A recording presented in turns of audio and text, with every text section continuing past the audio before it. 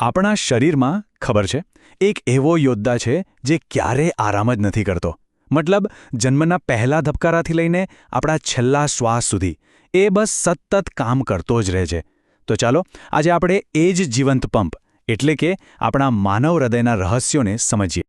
જરા વિચારો તો, આ પંપ દિવસમાં લગભગ 1,00,000 વખત ધબકે છે. 1,00,000 વખત! અને આખા શરીરમાં હજારો કિલોમીટરની યાત્રા કરવા માટે લોહીને ધક્કો મારે છે. સાચું કહું તો આ આપણા શરીરનું સૌથી મહેનતુ અને સૌથી શક્તિશાળી અંગ છે. પણ સવાલ એ છે કે આ બધું થાય છે કેવી રીતે? મતલબ ખાલી એક મુઠ્ઠી જેટલો નાનો સ્નાયુ આખા શરીરમાં જીવનનો સંચાર કેવી રીતે કરી શકે? ચાલો આ ગજબની મશીનરીની અંદર એક નજર નાખીએ અને આ રહસ્યને ઉકેલવાનો પ્રયત્ન કરીએ. ઓકે, તો કોઈ પણ વસ્તુને સમજવી હોય તો શરૂઆત તેના બેઝિક્સથી કરવી પડે, બરાબર ને? તો ચાલો સૌથી પહેલાં આપણા હૃદયની ઓળખાણ કરી લઈએ કે ભાઈ એ શું છે અને પોતાનું આટલું જરૂરી કામ ક્યાંથી કરે છે. તો જુઓ, આપણી છાતીમાં ફેફસાના રક્ષણની બરાબર વચ્ચે આ શક્તિશાળી સ્નાયુ આવેલો છે. એનું કામ બસ એક જ, આખા શરીરમાં જીવન આપનારું લોહી પહોંચાડવું. અને સૌથી મજેદાર વાત ખબર છે કઈ છે? એને કામ કરવા માટે મગજના ઓર્ડરની પણ જરૂર નથી પડતી. એની પાસે પોતાની જ એક ઇલેક્ટ્રિક સિસ્ટમ છે જેનાથી એ પોતાની ધડકવાની રિધમ જાતે જ બનાવે છે. કમાલ છે ને? ચાલો હવે શરૂ કરીએ હૃદયની સૌથી રોમાંચક મુસાફરી એટલે કે રક્ત પરિભ્રમણની વાત. આ એક એવું ચક્કર છે જે ક્યારેય અટકતું નથી. અને એની શરૂઆત ક્યાંથી થાય છે? એની શરૂઆત ત્યારે થાય છે જ્યારે શરીરના દરેક ખૂણેથી થાકેલું ઓક્સિજન વગરનું લોહી પાછું પોતાના ઘરે એટલે કે આપણા હૃદયમાં આવે છે. તો આ છે આખી જર્નીનો પહેલો સ્ટોપ.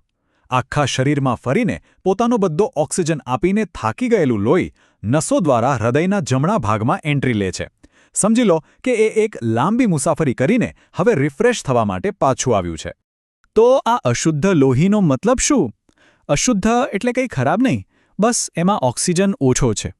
સાવ સરળ ભાષામાં કહીએ તો એ એક મહેનતુ સૈનિક જેવું છે જેણે પોતાનું કામ કરી લીધું છે. એણે શરીરના દરેક કોષ સુધી ઓક્સિજનવાળી એનર્જી પહોંચાડી દીધી છે અને હવે એ ફરીથી રિચાર્જ થવા માટે તૈયાર છે.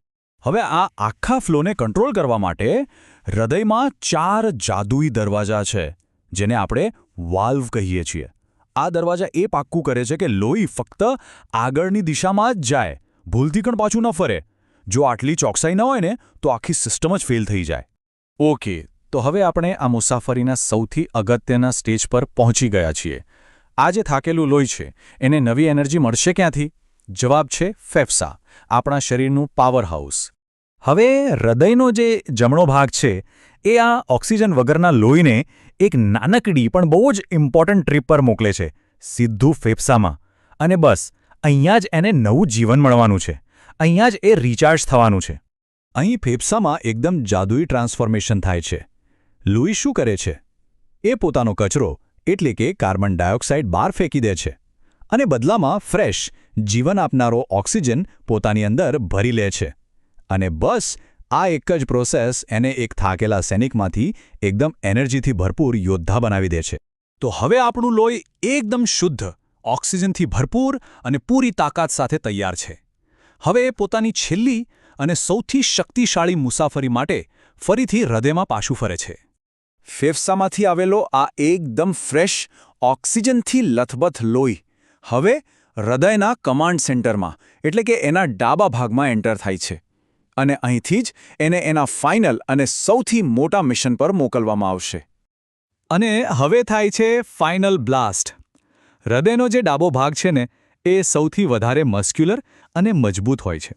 કેમ? કારણ કે એણે લોહીને માથાના વાળથી લઈને પગના અંગૂઠા સુધી પહોંચાડવાનું છે. એટલે એ એક જ જબરદસ્ત પંપ મારીને આ શુદ્ધ લોહીને આખા શરીરમાં ફેલાવી દે છે. તો આ છે જીવનનું ચક્ર. એકદમ સિમ્પલ. શરીરમાંથી થાકેલું લોહી હૃદયમાં આવે, ત્યાંથી ફેફસામાં રિચાર્જ થવા જાય, ફરીથી હૃદયમાં આવે અને પછી આખા શરીરને એનર્જી આપવા માટે નીકળી પડે. અને આ આખું ચક્કર દરેક ધબકારા સાથે વારંવાર ચાલતું જ રહે છે. તો આ તો થઈ હૃદયના કામ કરવાની અદ્ભુત રીતની વાત. પણ જે એન્જિન આટલી મહેનત કરતું હોય એને સારી દેખભાળની પણ જરૂર પડે, ખરું ને? તો હવે સવાલ એ છે કે આપણે આ જીવંત પંપને હંમેશા હેલ્ધી કેવી રીતે રાખી શકીએ?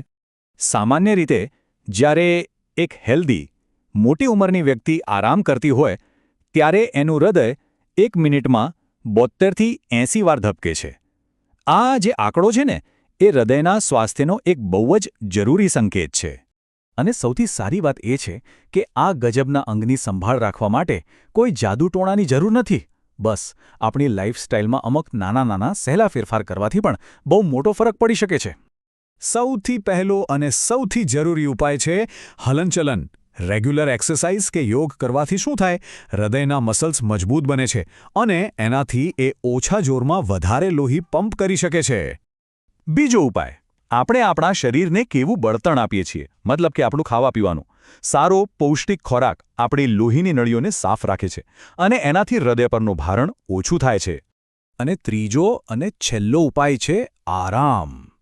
જો જેવી રીતે કોઈ પણ મશીનને ઠંડુ પડવા માટે ટાઈમ જોઈએ ને, એવી જ રીતે આપણા હૃદયને પણ પૂરતી ઊંઘ અને ટેન્શન ફ્રી માહોલની જરૂર છે, જેથી એ પોતાની જાતને રિપેર કરી શકે.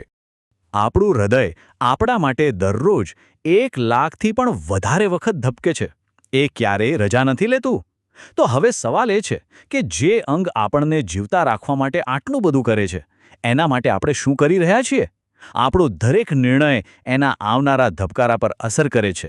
હવે પસંદગી આપણે કરવાની છે.